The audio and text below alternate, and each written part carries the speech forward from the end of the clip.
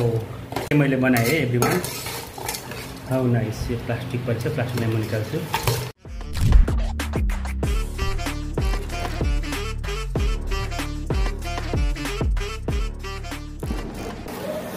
Hello everyone, good morning, नमस्कार यहाँ सबैलाई। आई होप तपाईहरु पनि सन्चै हुनुहुन्छ होला, एकदम आरामै हुनुहुन्छ होला। म पनि एकदम सन्चै छु, फाइनै छु। र आज चाहिँ म चटपटे बनाउन गइरहेको छु है, मेरो सिकौरी चटपटे। त्यस्तो पर्फेक्टली त मलाई चटपटे बनाउन आउँदैन, तर पनि आज म यहाँहरूलाई चटपटे बनाएर चाहिँ देखाउने र खाने कोसिस गर्नेछु है। म टेस्ट गराउने छु सबैजनालाई, घरको सबैजनालाई कस्तो हुनेछ। यहाँ सबैले भिडियोलाई अन्तिमसम्म हेरेर सपोर्ट गरिदिनु होला।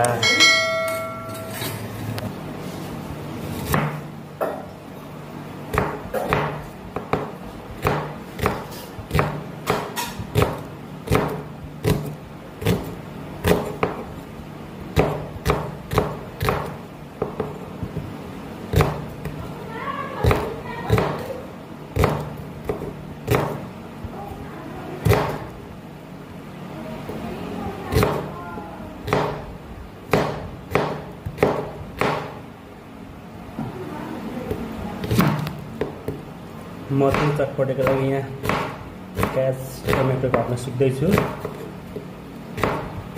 एकदम यो चाहिँ मेरो सिकौरी कटिङ है।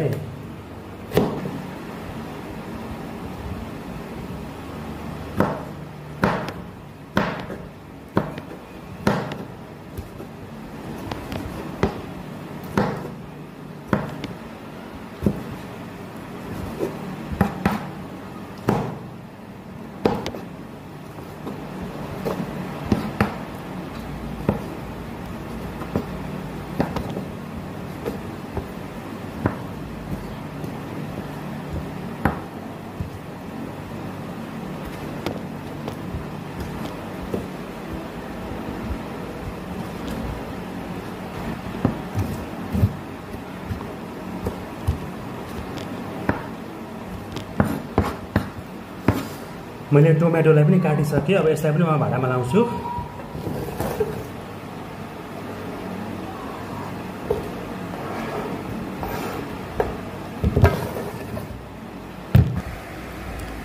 टोमेटोलाई पनि काटेर मैले भाँडामा लगाइसकेँ। अब चाहिँ म यो काँक्रालाई काट्दैछु।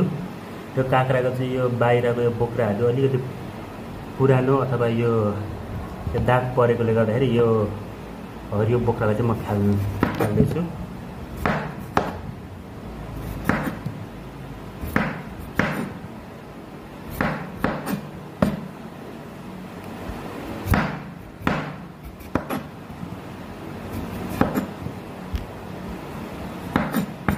यसरी मैले दाग परेको यो काँक्राको बोक्रा चाहिँ मैले फालेँ।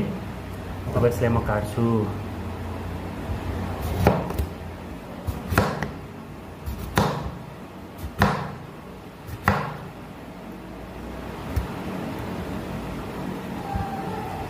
अब यसलाई मसिनो काट्नुपर्ने हुन्छ है। म छुट्याएर यसलाई मसिनो पाराले काट्छु।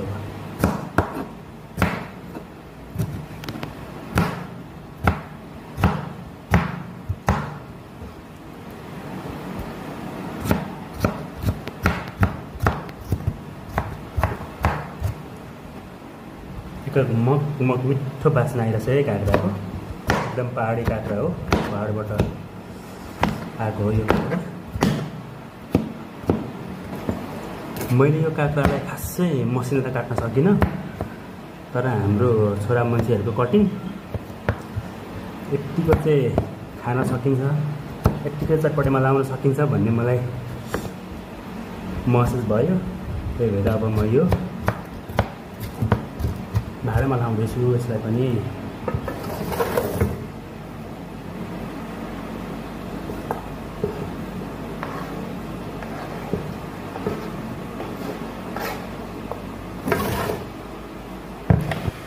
मैले चाहिँ यसरी चटपटेको सामान रेडी गर्दैछु है।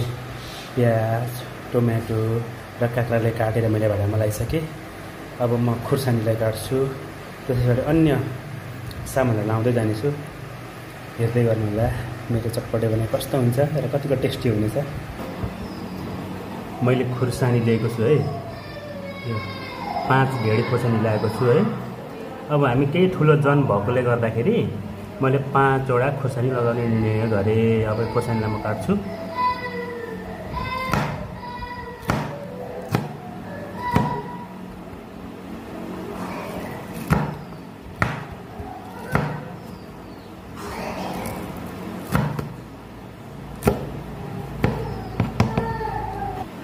खुर्सानी के पिरो होला जस्तो भएर मैले एउटा खुर्सानी हटाएँ। यो एउटा खुर्सानी चाहिँ मैले हटाएँ।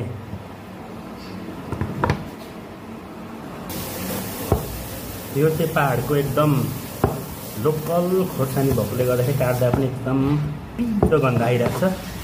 यो चाहिँ डल्ले खुर्सानी है, यो राकेबाट आएको यो डल्ले खुर्सानी हो। त्यही भएर एकदम पिरो गन्ध आइरहेको छ।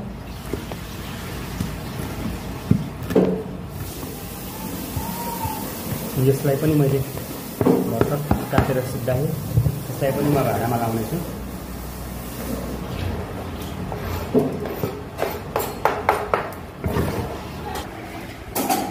खुर्सानीलाई पनि मैले काटेर भाँडामा लगाएँ।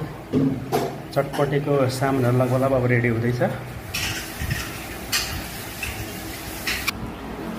अब म यो करेन्ट चाउचाउ, यो 3वटा करेन्ट चाउचाउ छ, 3वटा करेन्ट चाउचाउ म फुटाएर लाउनेछु।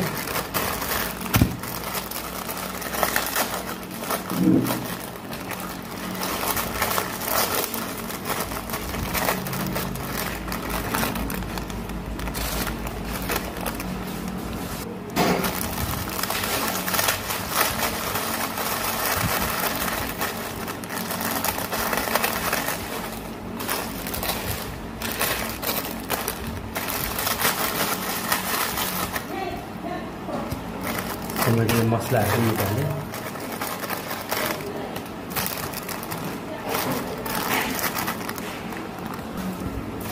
अब चाहिँ मैले यो चाउचाउ पनि रेडी गरिसकेर अब चलाउँछु।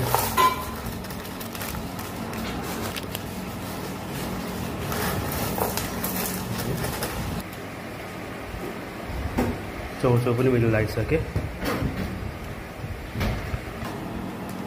त्यसको म मसलाहरू पनि लगाउँछु। मसला है, मसला लगाउँछु।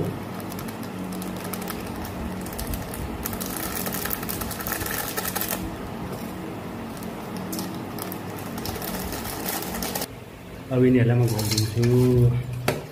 Wow, how nice. यो प्लास्टिक पर्छ, प्लास्टिकलाई म निकाल्छु। वाउ, टेस्टी गन्ध आइरहेको छ। साधारण चटपटे राम्रो लाग्छ है।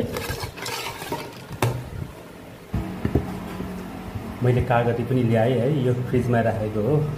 फ्रिजमा राखेर अलिकति यो कागतीको बोक्राहरू खुम्चिएको छ है, सफा गरेर अब म लाउँदैछु।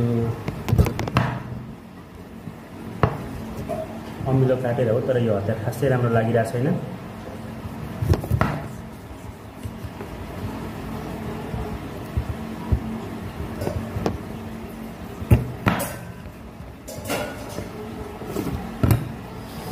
यसलाई म भाँडामा गरेर लाउनेछु।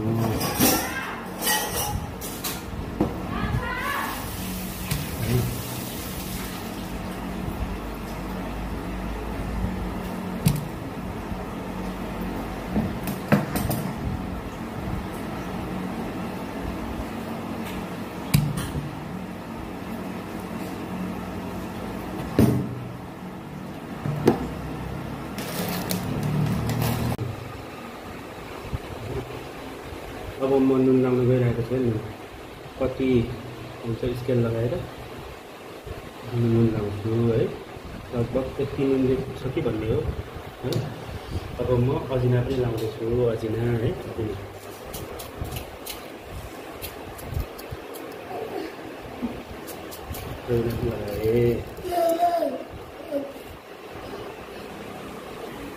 लगाएँ। खुसेली भुजा अब म लाउन गइरहेको छु है। खुसेली भुजा यो चाहिँ बजारबाट किनेर ल्याएको। अब प्याकेटको भुजा लाउँदै थिएँ म। कति पुग्छ भने म अन्नाविष्कार गर्दैछु।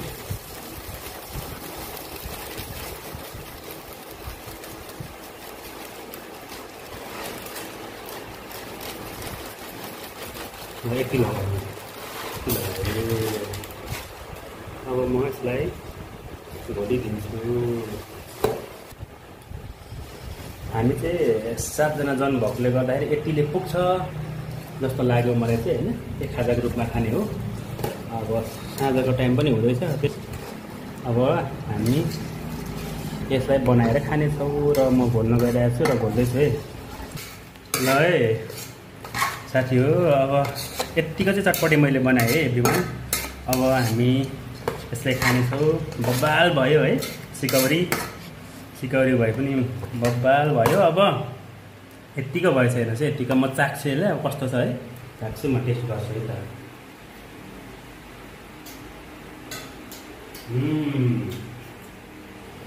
एकदम ठिक छ, अमिलो पनि ठिक छ, पिरो पनि ठिक छ, तर अलिकति नुन लाउनु पर्ने हुन्छ।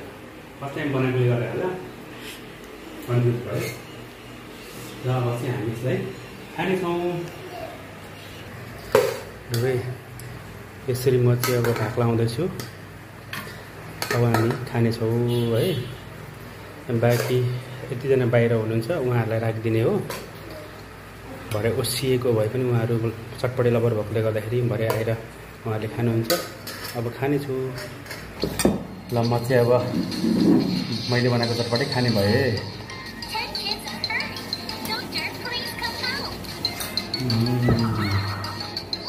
दामी छ, दामी।